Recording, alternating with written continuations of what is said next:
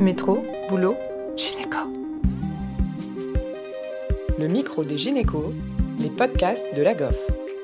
Bonjour à toutes et à tous. Aujourd'hui, Léa reçoit au micro des gynécos le professeur Rosenberg, président du CNGOF, gynécologue obstétricien à l'hôpital américain de Paris, avec une activité de recherche en épidémiologie clinique à l'université de Versailles-Saint-Quentin. Pour cet épisode, il nous partage son avis sur le dépistage du col court en gynécologie. Bonjour professeur Rosenberg, on est heureux de vous accueillir sur notre chaîne de podcast du micro des gynécos. Aujourd'hui pour parler du col court et plus précisément d'un thème qu'est le dépistage potentiellement universel de ce col court. On va revenir peut-être d'abord, si vous voulez bien, sur la définition d'un col court. Ouais, ça c'est très important, tu as tout à fait raison, parce qu'il faut savoir de quoi on parle. On parle toujours de col court, mais en réalité, ce qui est très important, c'est de retenir le seuil de 15 millimètres. Parce que, d'abord, pendant longtemps, on a utilisé le seuil de 25 millimètres pour définir le risque d'accouchement prématuré parmi les patientes qui étaient en travail prématuré. Donc, c'était quand même le premier seuil. Et en fait, parmi les patientes qui étaient asymptomatiques à risque, par exemple, je te donne un exemple, grossesse gémellaire, l'antécédent d'accouchement prématuré, etc. Mais asymptomatique, on a retenu le seuil de 15 millimètres parce qu'évidemment, ça limitait le risque de faux positif. Parce que quand on décide de faire un dépistage, il faut que le taux de faux positif soit le plus bas possible aussi. En dehors de la sensibilité qui doit être élevée, il faut que le taux de faux positif soit bas. À 15 millimètres, tu as 50% des patientes qui accoucheront avant 37 semaines. Donc, ce chiffre est issu des essais randomisés. Donc, 50% des patientes qui ont un col de moins de 15 millimètres.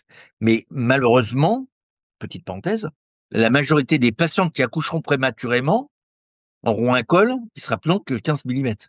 C'est-à-dire que si je reprends, par exemple, il y a 2 gros essais randomisés.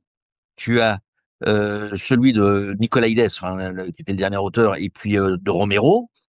Dans leur population, les cols courts, ça représente 1 à 2% de la population. Donc c'est excellent parce que tu vas sélectionner une population finalement très peu de patientes à risque puisque tu es entre 1 et 2%. Mais inversement, quand tu prends la population des accouchements prématurés, seulement un quart avait un col court entre 20 et 24 semaines. Donc les 3/4 vont t'échapper. C'est des patients asymptomatiques. Mais généralement, celles qui t'échappent sont aussi des accouchements prématurés plus tardifs. Donc déjà moins graves. Donc en conclusion, pour tenir le seuil de 15 millimètres.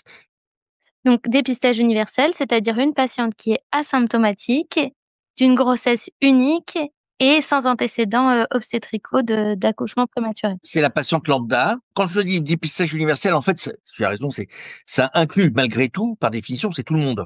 Donc y compris, par exemple, la patiente qui a l'antécédent d'accouchement prématuré. Mais sur cette patiente qui a l'antécédent d'accouchement prématuré, le col court, c'est encore plus prédictif, évidemment, puisque tu as une prévalence qui est plus élevée, tu auras une VPP qui sera meilleure. Malgré tout, quand tu prends l'immense majorité de ta population qui sont des patientes asymptomatiques, c'est intéressant. Alors attention, là où je dois nuancer, c'est qu'une patiente qui a un antécédent d'accouchement à terme, son risque d'accouchement prématuré est effondré à la 2e grossesse. Donc, à la limite, ce dépistage universel serait plutôt intéressant pour la nullipare, pour lesquelles on n'a pas d'information. C'est comme pour le risque de prééclampsie. Elle est nullipare, tu ne sais pas ce qui s'est passé avant, puisqu'il ne s'est rien passé. Donc, l'avantage du dépistage universel, c'est de cataloguer cette nullipare dans un groupe à risque ou à faible risque, comme on pourrait faire pour le dépistage de la prééclampsie. Sur la multipare, très certainement, le dépistage universel du col a beaucoup moins d'intérêt, puisque une patiente qui aura accouché à terme aura son risque d'accouchement prématuré effondré. On dit que le col a fait ses preuves ou pas, quoi. Oui, oui, absolument. Enfin, quand tu dis le col, c'est pas tout à fait ça. Parce que le col ne peut être qu'un marqueur, soit d'infection, soit, par exemple, de défaut d'ampliation de la cavité utérine. C'est complexe. C'est-à-dire que pour l'accouchement prématuré, tu peux avoir un col court qui induit l'infection et qui conduit à l'accouchement prématuré, mais tu peux avoir une infection qui induit un col court et qui induit l'accouchement prématuré. Mmh. C'est l'histoire de la poule et de l'œuf. On sait pas très bien. Et possiblement, il y a des patientes c'est plutôt la poule, et t'as d'autres, c'est plutôt l'œuf. Et des malformations utérines également. Oui, ce qui témoigne qu'effectivement, et dans tes malformations, ça peut très bien être une insuffisance cervicale, mais comme ça peut très bien être un défaut d'ampliation de ta cavité utérine qui ne te laisse pas distendre et qui conduira à l'accouchement prématuré. Mais alors, est-ce qu'il y a un réel intérêt, un réel bénéfice d'un dépistage universel? Alors que j'avais rédigé un papier où j'avais dit le dépistage universel du col, c'est l'inverse du principe de Pareto. Le principe de Pareto, c'est simple, et je vous le conseille de le respecter, c'est 80% du travail est fait avec 20% d'effort. Ce qu'il faut comprendre, c'est qu'il va te rester 20% du travail, mais qui va te coûter 80% d'effort. Et malheureusement, le dépistage universel, c'est ça. Bon, ça coûte pas grand-chose de faire une échographie du col. Parce que, en réalité, si tu fais la littérature, il va te falloir entre 400 et 600 échographies du col pour dépister une patiente à risque. Énorme. Ah oui, c'est énorme. Mais en revanche, il y a un traitement, il y a 2 essais randomisés et les deux trouvent des... T'en as un qui te fait passer de quasiment, j'arrondis, de 30 à 15% et l'autre essai qui te fait passer de 16 à 8%. Alors, c'est pas les mêmes prévalences, mais c'est peut-être pas les mêmes positions. En revanche, quand tu vois la taille des faits, c'est la même. C'est 0,50. Une réduction de risque de moitié. Donc, c'est pour ça que ces 2 essais sont plutôt convaincants. C'est que tu retrouves un odds ratio qui est le même, un risque relatif qui est le même. Et donc, il est très probable que la progestérone vaginale réduise ce risque d'accouchement prématuré. Et quand tu regardes dans ces essais, le number need to treat, il est entre 7 et 12. C'est le paradoxe. C'est-à-dire qu'il faut entre 400 et 600 patients pour trouver une patiente qui a un col court. Mais en revanche, suffira d'en traiter 7 à 12 pour réduire le risque d'accouchement prématuré. Et derrière, tu as des études qui ont été faites, des études médico-économiques. Alors, c'est toujours théorique, c'est sur des populations théoriques. Mais quand tu reprends les chiffres de ces essais randomisés, le coût de la prématurité est tel qu'un dépistage de masse reste rentable.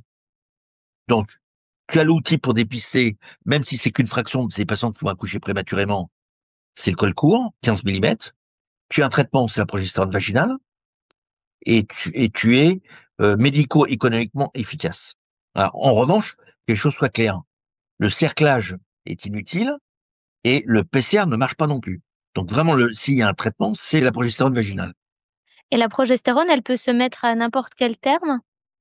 Alors, la progestérone, dans les essais tels qu'ils ont été faits, le col court est dépisté entre, je vais être large, entre 18 et 24 semaines. Ils ont autour de 20 semaines. À partir de ce moment-là, si le col est court, les patientes sont mises sous progestérone jusqu'à 36 semaines. C'est une capsule de progestérone vaginale, tu sais, du Trogestan 200. Et tu as un autre essai, ils ont utilisé la crinone, que nous, on n'utilise pas tellement en obstétrique, mais qui est beaucoup utilisé en PMA.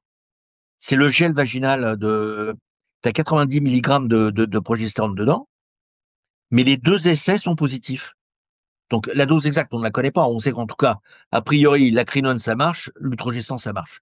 Et c'est au coucher, une capsule, en France, on utilise plutôt l'utrogestan, une capsule vaginale le soir de 200. D'accord, donc les dernières recommandations datent d'une dizaine d'années. Oui. Est-ce qu'il y a des choses qui ont évolué depuis? Oui.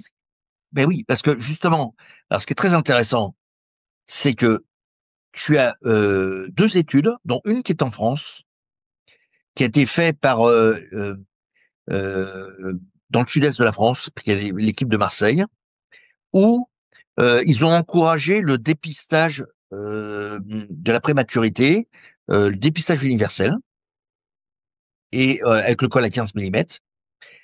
Alors, on est dans la vraie vie, hein, c'est-à-dire que il recommandait le dépistage, mais après, il laissait libre choix sur les traitements, et donc on ne sait pas exactement ce que les patientes, le pourcentage de patientes qui ont reçu la progestérone. Eux-mêmes, ils disaient qu'ils laissaient ouvert au cerclage, voire au PCR, alors que tu as les essais randomisés qui montrent que ça ne marche pas. Donc, malgré tout, c'est la vraie vie. Et ils ont fait une comparaison entre avant, où il n'y avait pas de dépistage universel, et après. C'est une très belle série. Il y a plus de 3000 patientes à chaque fois qui étaient incluses, en tout cas même dans le prospectif. Et ils ont montré que tu avais une réduction significative de la prématurité. Mais cette réduction significative, c'était de l'ordre de 0 quelques pourcents. C'est-à-dire que c'était évidemment, faut pas s'attendre à voir, tu vois, on passait de 5,8 à 5,6%. Mais comme c'est sûr, tu avais environ 3500 patients qui étaient inclus dans cette cohorte prospective, la différence était significative par rapport au contrôle rétrospectif qui avait été fait. Et puis, il y a la même étude, mais là, c'est plus de presque 2 millions de patientes, hein, enfin avant-après, ou en tout cas au moins un peu plus d'1,5 million avant-après, en Israël, où ils avaient recommandé le dépistage systématique pour l'ensemble du pays, ah c'est un tout petit pays, hein, depuis janvier 2012. Et ils ont été regardés avant-après. Alors là, c'est la même chose, c'est-à-dire que, ils avaient quand même mis la barre là beaucoup plus large, ils avaient mis la barre à 25 millimètres, et en plus de ça, ils précisent pas le type de traitement. Mais qu'est-ce qu'ils montrent? Ils montrent que depuis qu'ils sont intéressés au dépistage systématique, eh ben, en fait, ils ont réduit la prématurité de 0,8 points. C'est-à-dire, ils passaient de 7,6 à 6,8. Et après, je sais pas, maintenant, ce qui est sûr, c'est que quand on s'intéresse à un sujet, on améliore l'issue. Voilà. Malgré tout, c'est des arguments, c'est 2 grosses séries, dont une française, on peut pas négliger, qui montrent que quand même, le fait de s'intéresser à ce dépistage universel, le fait de le faire, réduit la prématurité. Alors ça va réduire. On est une fois de plus sur des chiffres marginaux, mais le coût de la prématurité est tel que ça reste rentable. C'est très intéressant, professeur Rosenberg, de nous éclairer sur ce sujet. Est-ce qu'il y a quelque chose que vous souhaiteriez ajouter à cet épisode sur le col court et son dépistage? Oui et non, c'est-à-dire que je pense qu'à l'heure actuelle, faire une écho vaginale à 20 semaines quand tu fais l'écho-morpho, c'est quand même pas très compliqué. En France, tout le monde a des sondes vaginales. Les Françaises, contrairement à d'autres pays, acceptent plutôt bien cet examen quand il est fait avec une sœur. Donc, la réalisation pratique ne pose aucun problème. En revanche, ce dont il faut se méfier, et c'est ça qui nous avait rendu prudents lors des recommandations qui avaient été faites, auxquelles j'avais participé, puisque moi-même j'avais traité justement le sujet du dépistage universel. Ce qui nous rendait plus, c'est le glissement des indications, comme le glissement des seuils. C'est-à-dire que tu ne sais plus à quel moment tu vas quitter le bénéfice pour aller vers le maléfice. Je m'explique. Tu as une patiente qui a un col, tu vas trouver du 18 millimètres. Alors déjà, tu n'es pas dans le seuil, puis tu vas lui dire, faut rester couché. Elle va juste faire une embolie pulmonaire. Donc le bénéfice, il n'existe plus là. Et comme dans la vraie vie, surtout à l'époque on avait fait les recommandations, s'il y avait que des essais, il n'y avait pas d'études en population, on n'était pas sûr qu'il n'y ait pas un glissement de traitement, glissement d'indication, glissement de seuil, qui fait que finalement le number need to harm le dépasse le number need to treat. Tu comprends? Et effectivement, il faut que vous soyez prudent, c'est-à-dire que une patiente qui a un col à 18 millimètres, faut fermer les yeux, hein. Faut fermer les yeux. Faut pas. Alors c'est difficile, mais si on fait pas ça, on va générer de la iatrogénèse, c'est certain. Cercler des patients qui n'ont pas besoin d'être cerclés, mettre en arrêt de travail et peut-être même créer un handicap professionnel pour la patiente parce que elle va être éloignée de son milieu professionnel avec toutes les conséquences que ça peut avoir pour son avenir professionnel, etc. Donc il faut être très prudent là-dessus. Donc à partir du moment où on fait un dépistage, il faut respecter des règles simples et toujours les mêmes. 15 millimètres ou moins, une capsule de progestérone jusqu'à 36 semaines, mais pas d'autres, il n'y a pas d'autres seuils, pas d'autres traitements, et respecter ces règles, parce que sinon on va générer trop de préjudice aux patientes par rapport aux bénéfices potentiels qui restent quand même, je veux pas dire marginal, mais très très faibles. Merci beaucoup. Et si échec de ce traitement? Ben, c'est l'accouchement prématuré. C'est tout. Pas de deuxième ligne. Non, il n'y a pas de deuxième ligne. Il n'y a pas de deuxième ligne. Il faut juste insister sur le fait que, d'abord, mais on est hors sujet, l'immense majorité des corticothérapies sont faites de façon inutile. puisque probablement 90% des prématurés qui reçoivent des corticoïdes accouchent, naissent plus de 7 jours après l'administration de corticoïdes. Donc, un stade où ça ne marche plus, déjà. Donc, poser la question de la prématurité des corticoïdes reçus n'a pas de sens. C'est est-ce que les corticoïdes ont été administrés dans la semaine qui précède la naissance? Ça, c'est le premier point. Mais pourquoi je dis ça? Parce qu'il y a 2 traitements majeurs qui réduisent les séquelles de la prématurité. C'est le sulfate de magnésium, au moment de l'accouchement. Il faut pas le louper, celui-là, parce que c'est vraiment neuroprotecteur et ça protège le cerveau du prématuré. Et le deuxième, qui est encore trop négligé, c'est le clampage retardé du cordon, qui réduit aussi la mortalité et la morbidité néonatale sévère.